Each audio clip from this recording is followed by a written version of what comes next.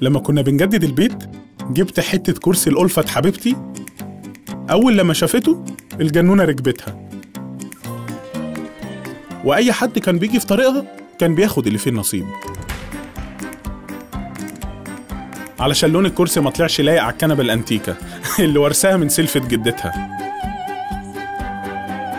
والدنيا اتلمت والناس تقول لها يا باشمهندسة معلش، ما لطفي بيلف على كل المحلات وما لقاش غير اللون ده. بس تقول لي مين؟ لا حياة لمن تنادي.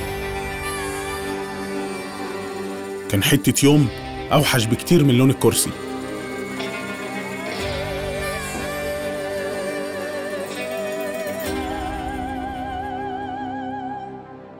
بعد ما راجل المطافي طفى الكنبة قال لي يا عم ما تاخد المدام وروحوا ايكيا، هتلاقوا ببساطة كل أشكال وألوان فرش البيت اللي بتحلموا بيها.